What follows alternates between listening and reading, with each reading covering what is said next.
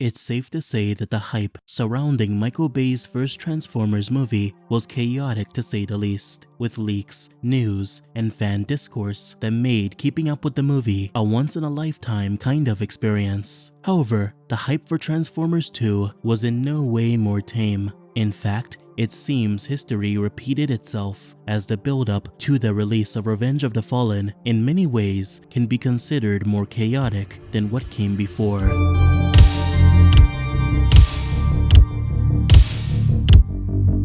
3 days after the release of the first Transformers film, fans would begin to wonder when the sequel would come out. The first film seemed to be a big hit, so it was a no-brainer that some kind of sequel would be made. Though by this point in July, Bay would only say that he had ideas for a sequel, but nothing concrete had been developed just yet. Some worrying news would come from Bay, as in August, on his official website and message board, Michael Bay would state that because of Paramount and DreamWorks now exclusively releasing their films on DVD rather than Blu-ray, he would no longer direct Transformers 2. However, he would later retract this statement, saying that he acted in the heat of the moment. It was not until late September of 2007 that we'd get confirmation that Transformers 2 was officially in development, with Michael Bay returning to direct and writers Alex Kurtzman, Roberto Orci, and Aaron Kruger coming in to be the writers in October. Now, if you're familiar with the first Transformers movie, you'd know that leaks became a pretty big problem for the film, especially when it came to leaks of the script. That's why Michael Bay came up with a pretty ingenious plan to prevent leaks from happening ever again. In November of 2007, Michael Bay would tell MTV that to prevent leaks to the extent of the first movie, he'd make sure to circulate fake versions of Transformers 2. This means that if you heard anything about the movie regarding characters, story, or the cast, they were likely fake, fabricated by Michael Bay himself to make sure that the real story would not be exposed. If you were hyped and keeping up with the news regarding the film, you likely became very depressed around late 2007 because of the ongoing writer's strike. Development on Transformers 2 halted to a stop, so we basically would receive no major updates about the production until the strike was resolved. However, luckily the strike would be coming to an end by February 2008, and surprisingly, Michael Bay, in an interview with Rotten Tomatoes, would state that he had already finished the script and would be giving it to the writers to go over. But of course, considering that this is Michael Bay, he was likely just joking. We'd now begin to receive news regarding the film's pre-production, such as location scouting, and despite Michael Bay's best attempts to prevent it, the first leaks would begin emerging around this time.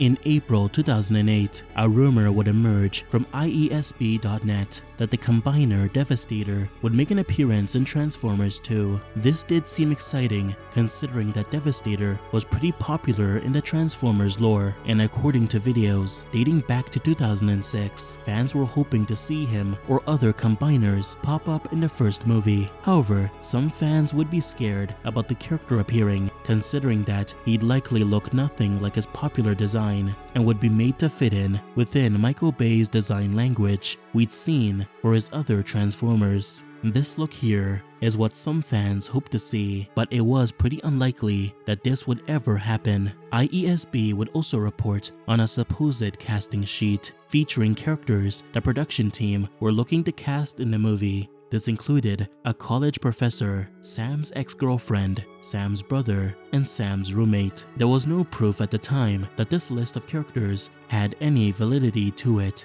In fact, on April 28th, Michael Bay would state on his website that every rumor we had heard was fake. Did Michael Bay do it? Did he actually manage to spread fake leaks among the fanbase, creating the greatest anti-leak movie of all time? Literally a day later, a report would be released from MTV stating that Jonah Hill was in talks to star in the movie, potentially playing Sam's roommate in college in a comedic role. This would match up pretty accurately with the previous casting sheet. showing that perhaps it was real after all. Another rumor would emerge this same month, stating that Teresa Palmer was cast in the movie. However, this rumor would actually be debunked directly by Michael Bay, and he would also admit that Jonah Hill was indeed in talks for a role, but talks fell through for unknown reasons. Luckily, another noteworthy actor would be rumored to be cast shortly after this. Rainn Wilson, who was said to be playing a small role in the movie, a professor at Sam's college, which would once again confirm that the previous casting sheet was real. Filming for Transformers 2 would kick off in early June of 2008. Of course, since there was a lot of anticipation surrounding the movie, many fans were desperate to learn anything they could about the film and its story. However, since there was no major script leaks like in the first film, we had to rely purely on set photos and set videos taken by dozens of people to try and piece together what was going on. Some set photos and video were not very interesting, as there was no way we could possibly figure out what was going on. However, despite this, it was still cool to see the Autobots return for filming. There were some times where we'd get something very exciting from the set photos. Sometimes it was an action sequence, and rarely there would be a scene that would directly hint at a major plot point in the film. Besides the filming, we'd continue to get news from the movie, such as on June 5th, where Bay would state that Transformers 2 is standalone and is not made to set up the third film. It's also around this time as well, where Hasbro would reveal the name of the movie, Transformers: Revenge of the Fallen. After the reveal of this title, many fans began to speculate on who the Fallen were supposed to be, calling back to characters from the comics in an attempt to figure it out, with sites like CHUD.com even reporting that the Fallen in the title was indeed referring to characters who appeared in the comics. We'd learn more about what the film could be about when Roberto Orci would answer questions in a Q&A for the forum TFW 2005. He didn't reveal any major details about the film, but would give us hints towards the overall vision. Nothing much would happen throughout the rest of June and July. There was a supposed poster leak of the film that emerged on June 30th. However, this poster was confirmed to be fake pretty quickly. In early August, a report from CHUD.com would state that Megatron would return in the movie, being recruited by the Autobots to take down some kind of larger threat. According to the report as well, Megatron would have a tank form in the movie rather than a jet form like in the first film. However, by this point, there was no indication that this rumor was true. Cut to September, Walmart would launch a special collaboration with Paramount to promote Transformers 2. If you visited the Walmart website at the time, you could access a special subsection of the website where, through entering a code, you could watch an exclusive behind-the-scenes video from the filming of Transformers 2. This behind-the-scenes vid and others didn't really reveal too much about the movie, though it did show that certain Autobots would be present this time around. While the movie was still filming, by September, it became clear that Michael Bay was doing a pretty bad job preventing leaked material from this movie, because it wasn't long until they became out of control once again. This month, an image of Megatron would emerge, likely concept art either acquired through a hack or by someone on the inside. This would confirm an earlier report by CHUD, who stated that Megatron would be in the movie. Another confirmed report from CHUD would be the fact that Megatron would have a tank form in the film. The website Latino Reviews would post leaked photos of Megatron's Cybertronian tank form. This would serve as the biggest leak at this point and would confirm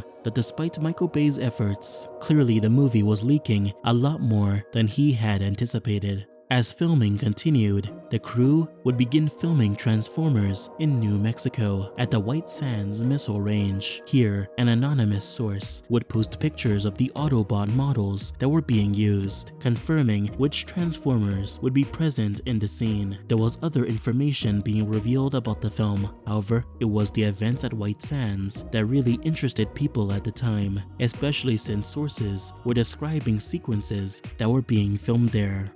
Everybody wanted to get on the set, but only the Insider got the invite. Victoria Recaño on location in New Mexico for the new Transformers blockbuster. Hi, Vic! Even better, the channel Entertainment Tonight would air a special behind-the-scenes look at Transformers 2, specifically what they were filming in White Sands. However, there was also interviews with various cast and crew. For fans keeping up at the time, this was the most material they'd ever gotten from the movie.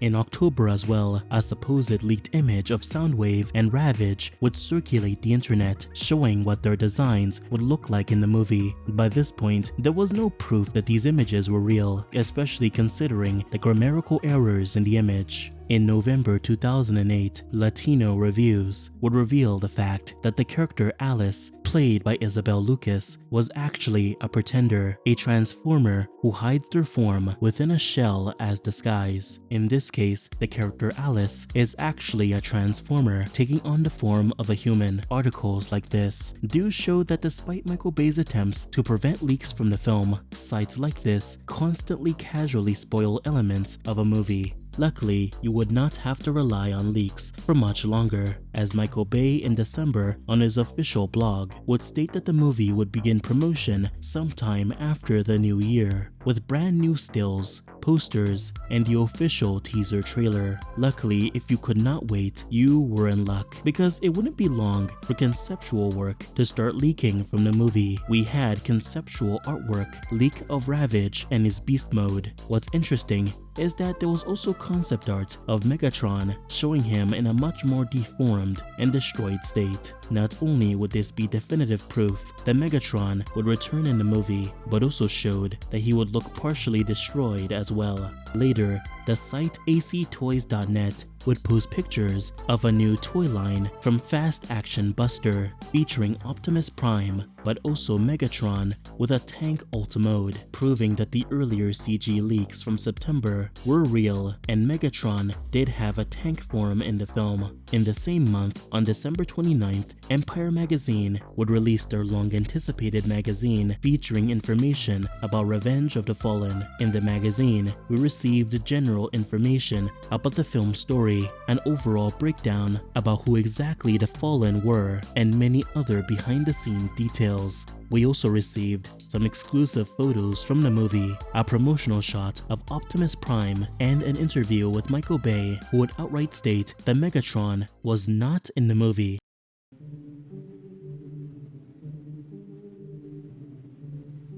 The toy leaks we had seen prior were simply that, toys, which did not indicate anything about the film. With Michael Bay's denial that Megatron was in the movie, some fans took his word for it, as there was no way Bay would blatantly spread misinformation to a large trade publication.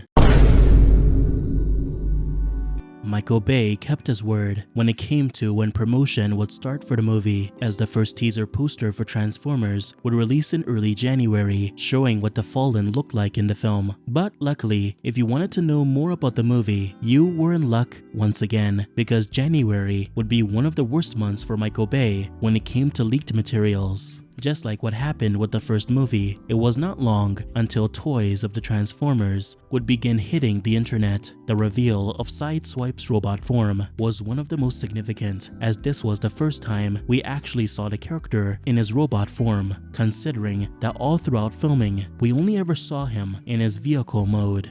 There was a huge variety of toy leaks that began appearing around this time, each toy showing a different Transformer from the movie. Now, a lot of these weren't actually all that worth talking about because they simply depicted Transformers we already knew were in the movie, though there was artwork of the Devastator that would emerge during this period, showing what he looked like in the film, and as many fans feared, he looked nothing like his traditional design. These toy leaks did pretty much confirm that Megatron was in the movie, despite Michael Bay's attempts to deny the fact. Even Megatron's voice actor, Hugo Weaving, would state that he had recorded lines for Megatron in the movie. By March 5th, Bay would finally admit that Megatron was indeed in the movie after too much evidence made it hard to deny. However, he'd also state that Megatron was only present in flashbacks and was not actually the villain of the movie. This would be directly contradicted in April, as on the packaging of a Megatron toy, the description at the back would reveal his role in the movie, directly contradicting what Michael Bay said. So, the rest of the story